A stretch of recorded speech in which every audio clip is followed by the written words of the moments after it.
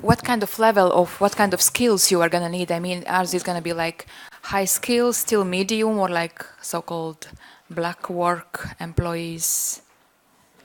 Like, I don't know, low skill. Yeah, that is very different. Today we look for more university graduates and those who have been in the market for 5, maybe 10 years in the market, so that they have not just academic degree, but also a practical application of their degrees. The best is that they have kind of practiced and advanced in their specialities abroad. So this is the super combination. Why we are not having them back in Riga or in Tallinn, in Vilnius, where is our kind of mishap with higher education? I think somewhat we've missed or we didn't anticipate the right extent what specialities we would need. And even today, talking to Riga Technical University, there are no firm programs for kind of railway specialists, electrification or signaling system specialists. There are no programs. So if everything goes right, by 2027 we will have the trains running, and who's going to maintain the systems built? So this is the right moment to create also the academia ready for the project. And the second part is the blue collar labor. Everyone who can move a shovel, basically, if that is the right explanation, is most welcome to return. And I think that would be fairly well-paid job to work on the railway. The quality standards are high, the intensity is high, the responsibility to deliver the project on time is high. So I think, there is a beautiful opportunity for a great mix of the labor qualification. But if you already know that how many people you might need and what kind of skills also you might need, and you already know that there is a problem in education, what are you doing already now by knowing that you will need? Well, the best we can do is, of course, to address the deans of universities, and that is what we are doing. So we are engaging with the stakeholders and highlighting the needs, expressing what we are lacking today and what would be the need for the future. But then for the construction business, this is more general, how to bring back people and how to... I think this is another stakeholder, the migration department. I think we will have to place policies enabling to bring in foreign labor. We don't know where that labor will be coming, but we will have insufficiency. Regarding education, how responsive are universities? Is there an interest? Do you feel like motivation from that side to create new programs which would fit to yours? Depends. I wouldn't give names or specific universities, but perception is very, very different from high enthusiasm with kind of skepticism, saying that, well, you first put something visible in the field and then we will think about the programs. And what we are saying, that would be too late for you to start. So this is a bit of a chicken and egg. So we try to convince the universities and tell our story. And we shouldn't be alone in that battle, engaging the universities and academia. Mm-hmm. And what's the difference between 3 countries, say, because you will need people in all 3 Baltic countries. Don't mention maybe like names of universities, but is there a different attitude comparing all 3 Baltic countries? That I wouldn't differ from. I haven't seen that different from Lithuania or Estonia, Latvia. So in average the same. Some of them are skeptics, some of them are enthusiastic. Have you spoken with Minister of Economy about these potential issues, and what's the response? What I know is our company CEO has a very regular meetings with our dear minister, and they have a lot to talk, and they have talked already a lot. So I think there is alignment between those. Well, actually, this is Rail Baltica development is actually quite an how to say, extraordinary issue, and because it's not only about technical solutions, how the trains will run back and forth. It is more about changing the whole ecosystem, and I would say we looking into this file in with different perspectives, and one of course is technology, one is labor deficit, third is how to say, that is an very interesting development from, let's say, foreign investors community. For example, recent investors visit, let's say, recent delegation from United Arab Emirates. They see the developments around, let's say, central stations are exactly what they're looking for. And what this means is a multidimensional issue, and we really, how to say, addressing those and discussing the partnership. My recent visit in Finland, we discussed with ministers of economy what is a Finnish look at this, and how the Finland will connect this, and how the, let's say, whole Scandinavia will be connected. It's about tunnel works, and as I said, it's a multi. Yeah. What is? It's not only a gentleman. It was interesting meeting with a gentleman who was in Angry Birds. Yeah, he was wearing a yellow jacket and red shoes. But okay, he's a big enthusiast of the tunnel. But no, Finland is looking positive to this and following the development. And I would say it's much more than technical railroads. That's much more. That's a new development and new things what will happen around it. But I'm not so pessimistic about labor force. That's exactly the number of people what we have right now in Scandinavia. And if we pay decent salaries, they will be back and produce the work here. And they are very efficient labor. They are very efficient teams there. Yeah. Okay, sure. Not to contradict what Mr. Asraradens just said, that skepticism or optimism, it's just a reality. What we also kind of learned and assessed, that if we would be alone in the region having that project of a century, that would be, I think, easier. The issue is that a project of a similar scale is taking place in Denmark, linking Denmark and Germany, Fehmarnbelt. That will consume a lot of labor. Sweden is investing heavily to modernize the railways between Stockholm, Malmö and Gothenburg.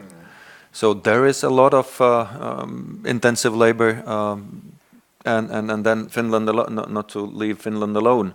So they are investing in their infrastructure. They are thinking of the North Arctic corridor. So we will be in competition for the labor. Again, going back to the UK market, the UK railway industry is also significantly upgraded. Crossrail, Network Rail, HS2, HS4 lines. The annual demand for that type of industry is somewhat between 5,000 and 7,000 people. So they need immigration. Despite the Brexit, they are facing the same fact that they need on an annual base, no matter what, 5,000 to 7,000 annually. Thank you. Let's go to Ilmar Smesh. It was a bit more like we touched, economical side, but so I saw that you don't have a presentation. You just want to give like a short presentation without slides. Okay. I completely agree with many things that have been said, including that even if we would have the best family policy in the world, as Zane have said, the results will only come after 20 plus years. So the shortage of labor has no contrary or not much relation at the moment what to do in next 20 years where the children have not been born already, or have been born just half of them. So that's why I think Latvia should try, especially this railboat. If you are talking about 10,000, I don't know, most of them will be shoveling. Then probably Latgale or I don't know, unemployed people still would have. And you should think about mobility within Latvian regions. But obviously there is a need for foreign labor, and with every year larger. By the way, people used to think that there is no immigration into Latvia at the moment. There is from 3,000 to 5,000, not people, 5,000 coming each year, poor foreigners who have nothing to do with Latvia, who just want to live and work in Latvia. And this trend is increasing from 3 to 5,000. Am I right? Six, thank you. How it's in English, tālbraucēju chauffeurs, I forgot now. Truck drivers, yeah? You mean truck drivers, most of them? No. No? No. I'm talking about immigration, not labor permits that you refer to. So how about, there is a certain conservative part among Latvians who is completely against anything related to migration.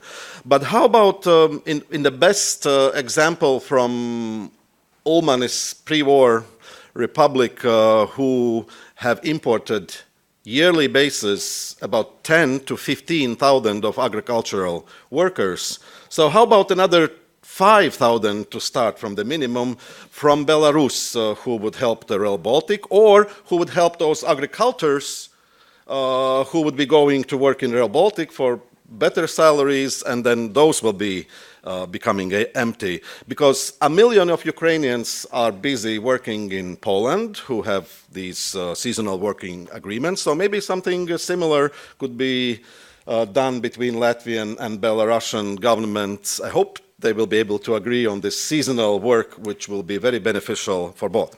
But returning to the research, there is the one thing where I would like to oppose to Dr. Vārpiņa, where I do not think the conditions among the families with children in European Union or OSCE countries are so similar that we can put them in one line and simply compare the amounts. By the way, 100 euros in Latvia and Lithuania is not 100 euros of child support in Sweden. You cannot compare. You have to take relative amounts. What amount from GDP is invested? So I think there is. I heard some signs of this misunderstanding that just economic growth alone will fix the demographical problems. And we have many examples where increase of GDP has no impact to fertility, for example, Spain. So that's why I would rather suggest also to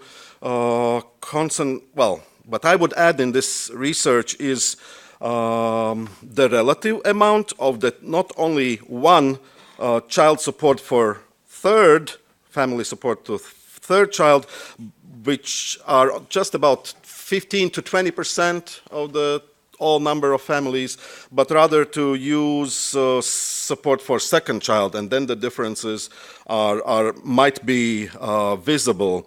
And also, we should take into account the wish of families to have children or not to have. I completely agree that if you would have another dozens of thousands of euros, which recently similar amount was given by government of Singapore to their young families, if they do not wish to have children, they will not have, even if you have big pieces of gold around them. So this is really not working. I agree.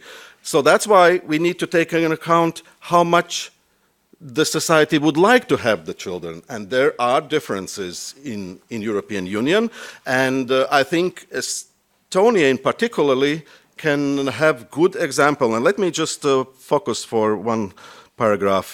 Estonia has reformed its family policy already in 2003. 15 years ago. As a result, these 15 years, they have achieved not only almost positive natural increase, it was actually positive 1 year, but about 1 or 1,500 below the zero, which is much better than in Latvia and Lithuania.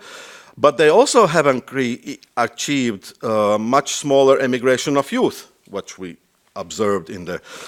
By the way, 9 years ago, about 5 of my Estonian friends lost their jobs. So I called them later and I was surprised that none of them have left Estonia. Why? Because the support the Estonian government was paying for having children or having another one in the line was attractive enough that allowed all these families to remain in Estonia and kind of survive the economic downturn, and they don't need to come back from UK, which you know after 5 years or even, usually it's 5 years.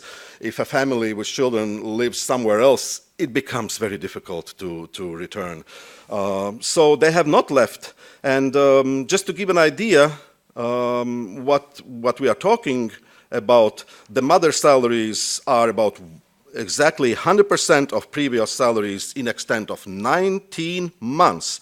In addition, the family of 3 children receive monthly support of 500 or 550 euros every month. So, and these families qualifies of 8,000 to 14,000 euro grant to improve their housing, just to mention few of the bricks. So when we compare the family policy, we cannot take one brick out of wall. Well, this is the child support for the third, or another brick of the wall. You have to take whole investments. And Latvia, unfortunately, all these, our recent history proved that we were one of the most the least paying, least investing nation in our family of children, families with children. We usually afforded from 1% to 1.3% of our GDP, where in Europe, in average, it has been close to 2%, and some of the countries with a higher birth rate, it was actually around 3%. So I think it is also a thing that we should think, what will be in Latvia in 2040 and in future. We cannot solve the problems anymore of the current decade with the family policy, but we can work on issues so that the nation is still sustainable in 2 or 3 generations. Thank you. So thank you very much. What's the question still? So what do you see as the main policies for this demographic situation? I don't mean like in fertility only scope, but one is this support for families, as we understood. So you are also saying we will need to bring in people. Something else? Yeah, but there are 2 different ways, because one is the lack of labor that we will face very soon, if not already, so maybe this Belarusian seasonal exchange might sound good, because why I mention it, because those seasonal workers from eastern Poland were actually the same Western Belarus that used to be coming, like their grandparents already used to come to work in Latvian farms, so why not their grandchildren continue to the same? If there is this lack, just a matter of how realistic. I would rather ask the minister how realistic is to sign such agreements similar to Poland and Ukraine between Latvia and Belarus on seasonal workers, because the salaries, they would be happy for our smaller salaries compared to what they could earn. And for them, it's not such a, they really would come with the buses and could go months later back or 6 months later to their homes. Zane, what's your response regarding family policies? Do you have any comment? Yeah, right. I mean, I think we agree and disagree, and I'm not kind of totally against what you were saying. So, first of all, I think we have to realize that the family support policies is actually pretty generous here. Well, I mean, we don't pay the highest benefits as per child. GDP levels. Yeah, but then again, if you look at the paid parental leave, that part, yes, but it ends very soon. We can have 12 months of leave at 80% of the 60%. Of the income. 60%. 60%. That's if you have 18 months. No, That's 44 if you have. Well, we can discuss that. Okay. Yeah. That we can discuss from. But just if we compare it in full-time equivalents, for instance, that is comparable our countries, then the support is like I've quoted it here. It's 12 weeks in UK. In Ireland, it's 9 weeks. In France, 18. In United States, it's 0. Yeah. So if we are kind worse than in Africa. Yeah. So if we are to take kind of this as an indicator that, well, then I mean we have to say that if there's no support in US there would be no children born, right? So it's I think we have to realize that the policies are actually pretty supportive, given that you are employed and pay tax. And then How about the childcare institution availability, the lines that you have to stay for 3 years? And also that. But then again, I'm not saying this is. I mean, this is totally wasted and unnecessary. Spend money. Yes, we have to take into account the kind of wish to have children, even though if one is asked just how many children you want to have, this is typically higher than you would. I mean, given all the economic and other circumstances would actually have. So this is a postulated, is a different from what one is actually willing. But yes, there are cases where, of course, that can have a minor additional increase in infertility by, I don't know how many percent or so on. But this will not turn the whole system around, so to say, because as I was talking about the kind of values change. I mean, the general number of children that we want to have is just no more the same as it was 40 years ago or 50 years ago that our grandparents and parents had.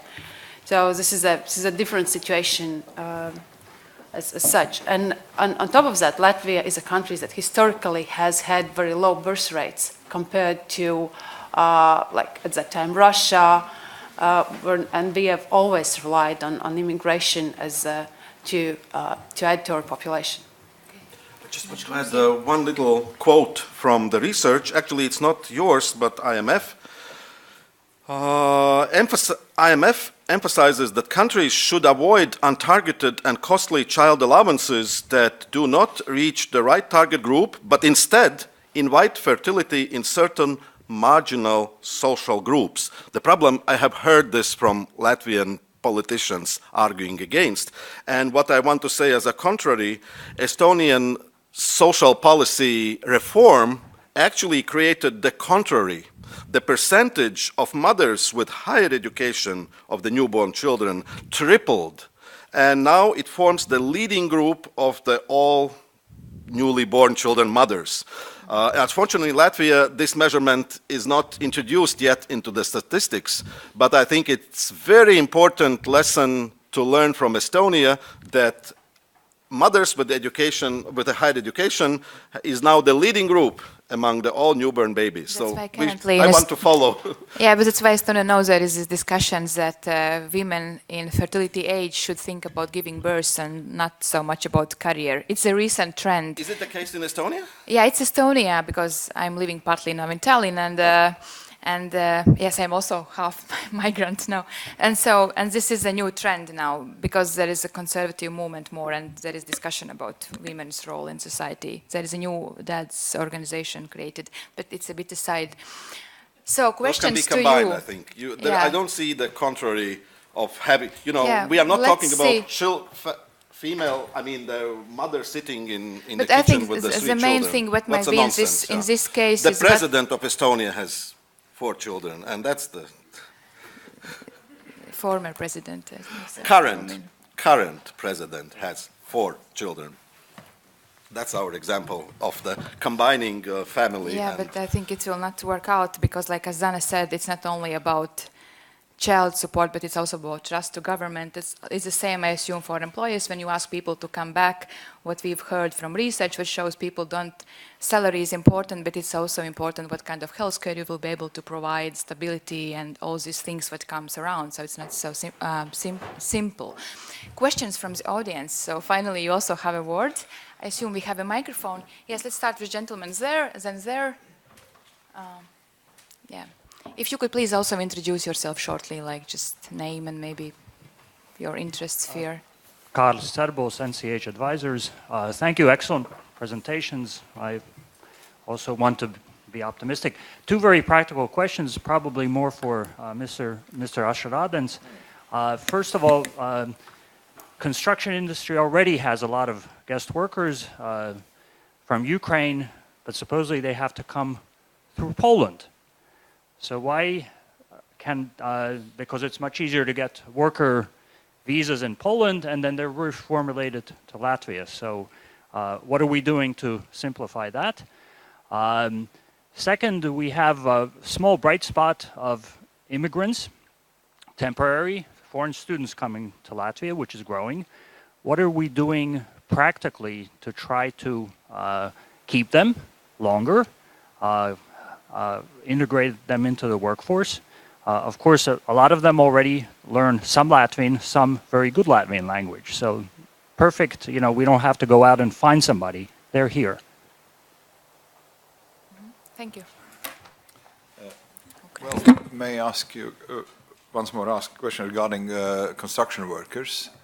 What was your... They come from Ukraine through Poland because it's easier to get permission. Well, yes, okay.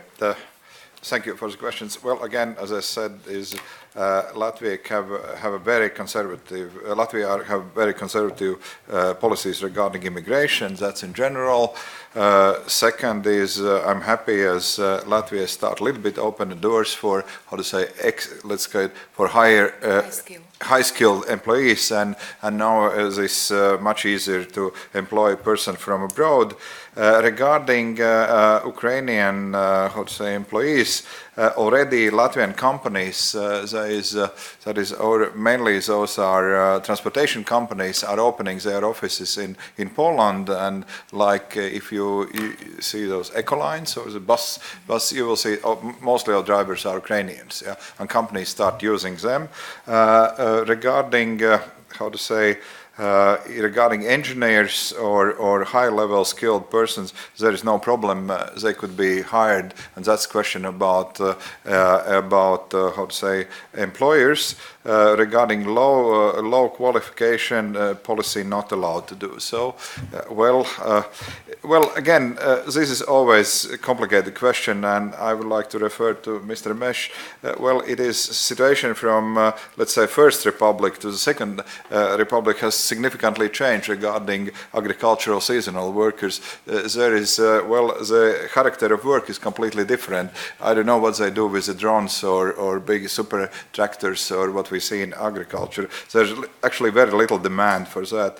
And regarding students, I'm very positive to that. And normally, I would say immediately when students really are studying, I would be very positive to allow to give them working permission, and that could be our normal or aim to immediately when they finish the schools, they have how to say permission to stay here and work.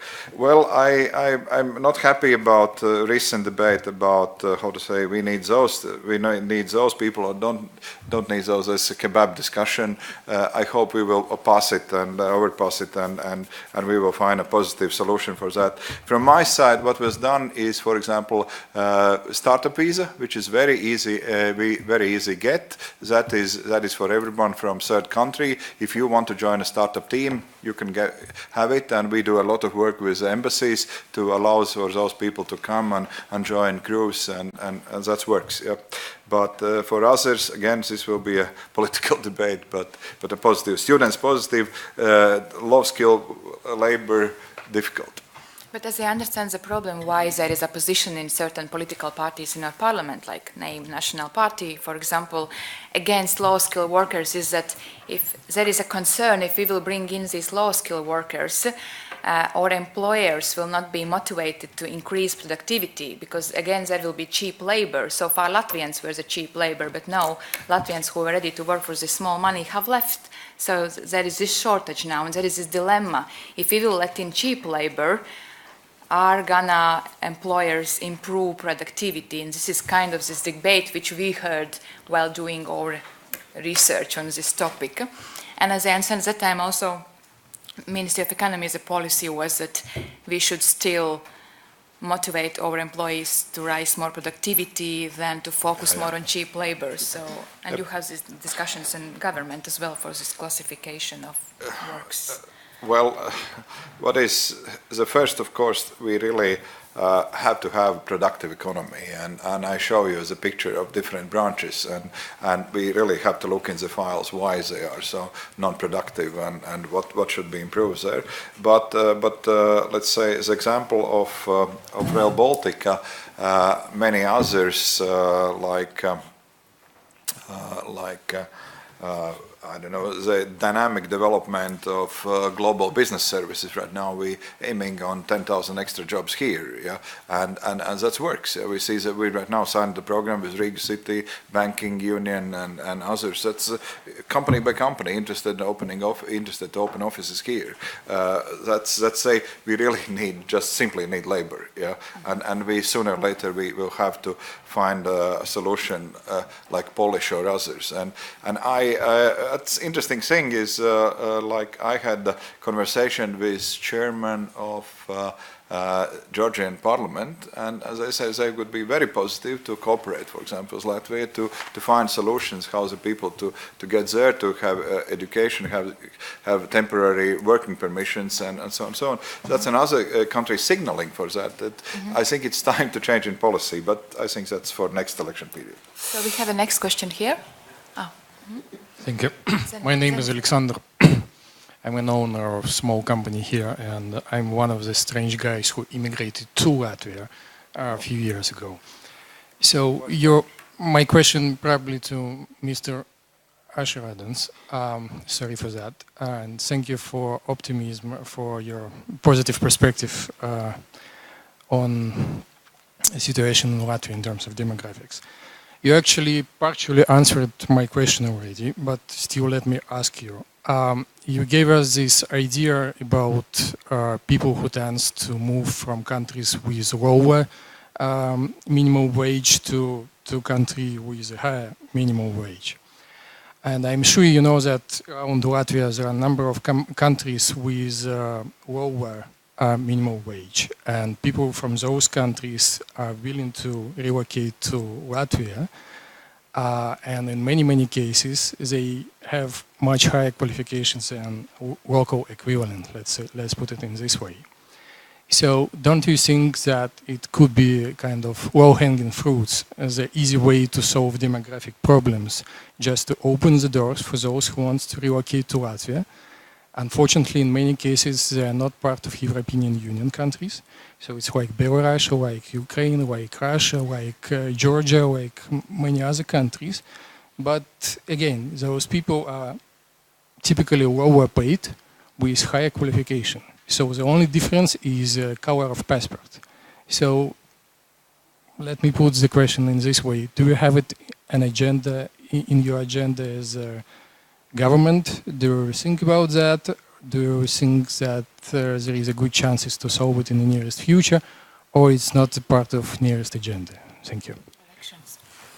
Well, now you asked actually very complicated question, and this I will answer yes. From one hand, yeah, that's an answer, and that will be a reality. Second aspect of that is recent situation with migration from Far East in Europe as such, and we find out there is a limit what can Europe, which is more than 500 million people, how many we can accept, yeah? Because at what on one point then the situation is changing, yeah. It is you can't absorb it. Let's say, and there is a limit what the system can absorb, yeah, in particular period of time, yeah, and that is crucial. I really can't get this on. I don't have this answer, but at least the situation was become very complicated, and now we have a very contra reaction particularly in middle, let's say, Visegrad countries, a very strong opposition regarding immigration, and it is, well, there's different feelings in Baltic countries, Poland, I think, yeah, Visegrad, yeah. Well, it is this inflow create a lot of reaction. That will take time to how to balance and find a, how to say, smart solution for this situation. But in general, I agree that will be reality, and I would say in favor what we can do now is what is at least my as a minister policy. I'm really looking forward for those, how to say, high-level experts, and let's say income is one thing, but other thing what is modern will happen. People want to join places where very interesting things happen. Yeah, Rail Baltic, for example, is a very interesting thing. I every week address from different parts of the world what's those guys doing.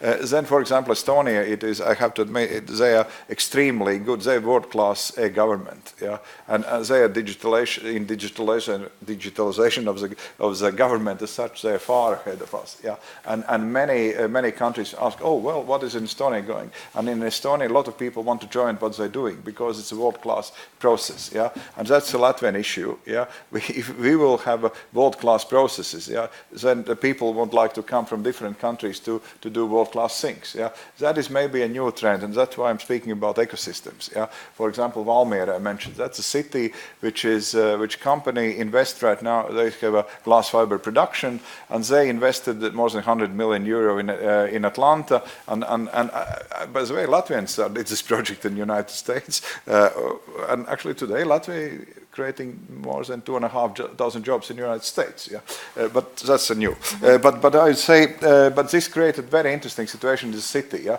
a lot of people from Atlanta are right now in Valmiera. A lot of people from Riga, from Valmiera are in Atlanta, and that is completely new dimension. Yeah, and I would say not only money, interesting things are very important.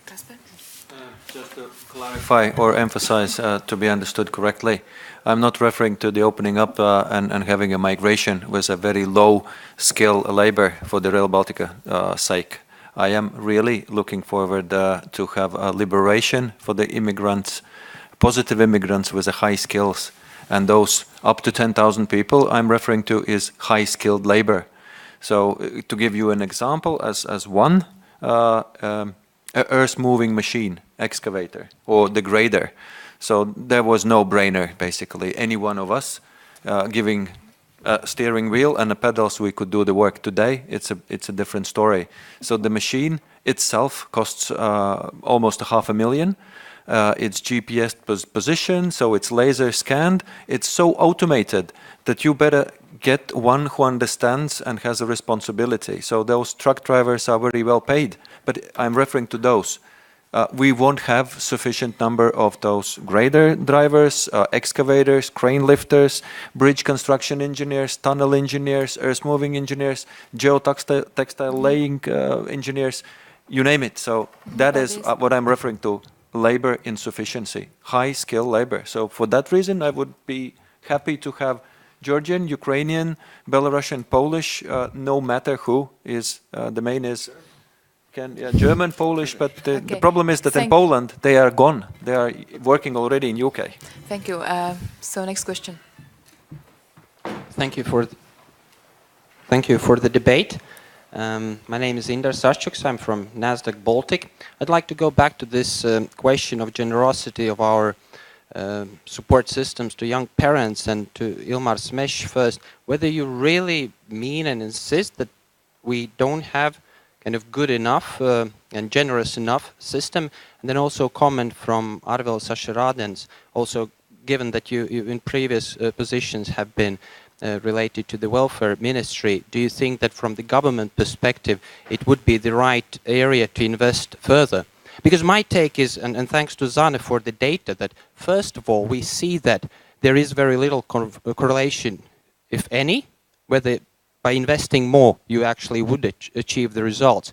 Secondly, just from own personal experience, it's so hard to believe to what Mr. Mesh is saying, because we have these big one-off payments when the baby is born, and then you can buy all the stuff you need, and then you have these good payments while the mother is at home, and in many countries people save to be able to stay with the baby for 6 months, not just 2 months, and we complain we can't do that for 2 years and 2, and then we complain about kindergartens, but there are kindergartens, maybe not just around the corner, and they cost €40. In the US they've they cost 1,500, and in the UK they cost 800. So I think it's a bit of a perspective.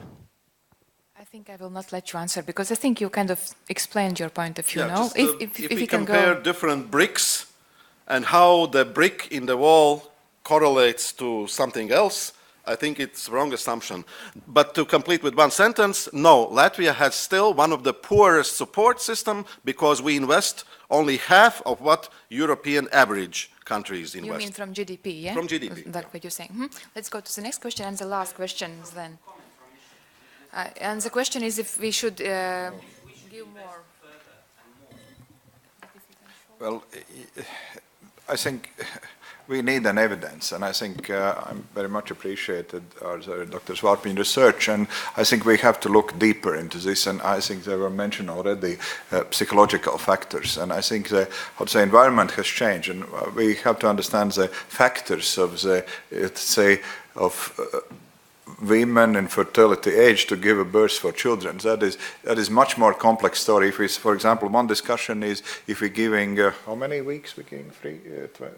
In Latvia? In Latvia. Months before. Well, it's 24. 12 months or 18 months. 18 months, yeah. And this is a question about, for example, for if I would like to have, I would say, my career, and if I'm off of job from the job for 2 years, what will happen with my career? I had been in previous employer, and it was complicated actually because in 2 years situation has been completely changed, and I always had been feeling, oh, poor you, because in 2 years that will be very complicated to catch up. Yeah, what's going on in your profession? Well, there is many other aspects. I would be positive if there is evidence of that will help. Yes, but I didn't saw the clear evidence as right now. What we're pushing is the system works. Let's go to the next question, okay? Yes, a question. Māris Graudiņš, Progressive Political Party. We've been discussing productivity, demographics. Ilmar, our party strongly encourages women to rejoin the workforce after having a child, and we need to provide daycare and so on. What can we do in order to encourage women to have a second and third child after they rejoin the workforce? And vis-a-vis productivity, a second comment to Mr. Ashiraden's noticed in your statistics that public services are at 37% of the EU average. Is the Ministry of Economy part of the problem? Thank you. One sentence. There is quite a big correlation between the amount which I referred of countries investing in family policies in European Union, where Latvia is kind of shy, and the amount of young families finding themselves below the poverty rate because they decided to have children. So, and here Latvia is again the champion in a negative sense. So I cannot mention just one.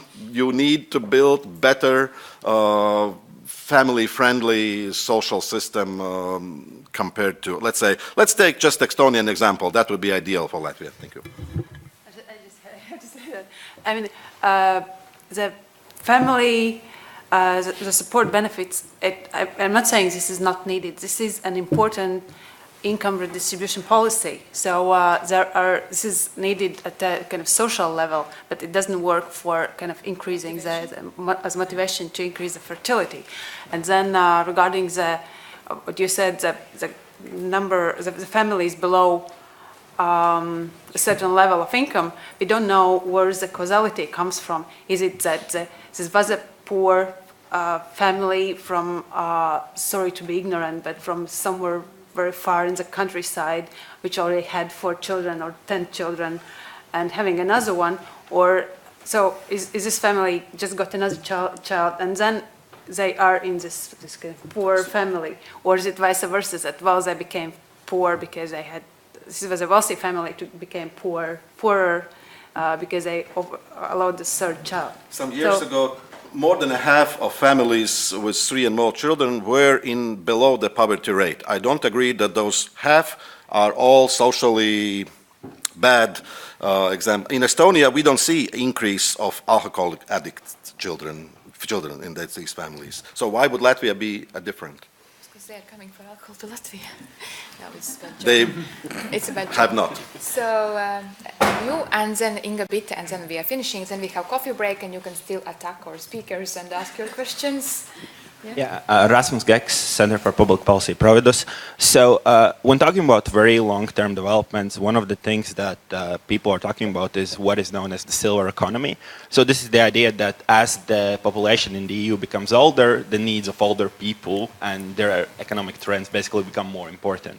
So this goes back to what Zana was saying in her research about, like how consumer spending and those trends change when people become older, or the need, for example, for healthcare workers, more healthcare workers or more caregivers, basically to take care of older people. So I have a question for Mr. Asheradens. To what extent, to what extent are you, I also have a question for you.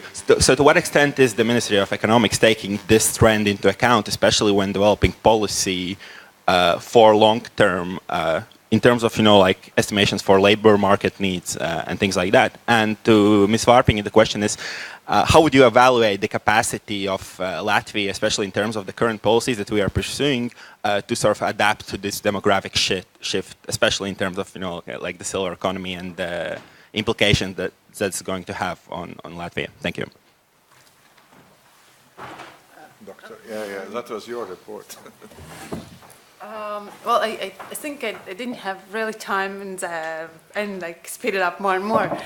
I didn't talk too much about the kind of silver economy, and what the way I referred to that was a so-called second demographic dividend, which means actually that other countries with aging, they are looking into like how to capitalize or and use elderly as a resource rather than just the kind of spending and as a big pocket or to throw the money. So often those seniors, let's call them, they have savings, they have skills, they have maybe willingness to kind of work and contribute to the society. So there's no answer to that, because part of the problem is also that the countries, the aging and is a comparatively new thing, and there is no really good experience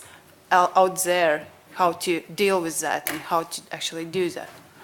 Okay, thank you. Yeah, well, I will try to be very short. That's in our focus. And how to address the problem. There are a special task force created that is called Employment Council, where the three ministers are sitting in this council: Minister of Education, Minister of Economy, and Minister of Social Affairs. And one of the very fundamental issues here, what was addressed on the presentations, that is adult education. Participation is very low, and we're trying to boost it. It is one of the answers of your question. Thank you. So Inga Bitte? Thank you. My name is Inga Bitte. I'm a member of the parliament, and maybe I have just a couple of comments, and if you feel like answering, of course, I would be happy to hear. About migration and demography and having more children, I think it's two sides of the same coin. So we just have to talk about both of them. But listening more and more, I have more and more problem with immigrants, only high-skilled immigrants and no low-skilled immigrants. So which means that in fact we are leaving low-skilled and low-paid jobs for Latvians. Why? Why Latvians should do low-skilled jobs and immigrants should do high-skilled jobs? I think we should work on that. That of course we can allow also low-skilled workers. We can put limits on the other side, for example, on the length of their stay. We can put limits on when they have to go home, for example. We can put limits on social benefits. For example, you have to work like 5 years in order to qualify, but not on coming. About having more children, I think the poverty issue is not that the family would become poor just because they have children, but For example, if you go to the shop, you see that clothes for children, they cost the same as the grown-up clothes. So it's a big difference if I go and buy a dress for myself, let's say a cheap one for 30 euros, or I have to buy one dress for myself and 3 for my kids, it's 120. So that's the difference. And also I think we have come to the stage where we have to work on society accepting children. It's very painful for me to read on Facebook or to hear that children should not be allowed in exhibitions because they are loud. Children should not be allowed in museums because they don't know how to behave. How can they learn to behave in the museum if they are not allowed there? And my question to everybody here is, would it be okay if I came to this discussion with my 1-year-old kid? She would make maybe some noise here, not very loud, but still. Would you feel very much distracted, or would it be okay? You don't have to answer. I think let's not go into children issue. It's like very specific already. I think you should respond to this, that why we want to leave low skill that's jobs. a fundamental issue, and again, I've heard it quite often in public. We heard, it is. Well, it is again, it's dynamic system, but what we look on particular time period, we have a lot of companies which are producing or performing very inefficient, very inefficient. And of course, those are companies who are screaming, "Please bring us more people. We want to pay them small salaries. We don't want to invest in their education. We don't want to invest in innovation, in new equipment. We just want to have a low-paid labor." That is demand. And what is government right now doing? We're making pressure on the whole economy to really to become more productive and more sustainable. Yeah. Otherwise, we can't protect this model. What we have in general industries. Yeah. Okay, I'm sorry, we are finishing because it's been a time since you are sitting, and I assume you are tired, and we have a coffee for you, but thank you very much all for coming, and thank you to all of our panelists. It was really like interesting discussion. I think it's so good that we had so diverse opinions. This is how you actually come to some very good at the end. And I think this is not the last such kind of discussion, because we are facing this problem. We will have elections. I think it will also make some change in all policies. So see you next time, and have a good evening. Thank you very much.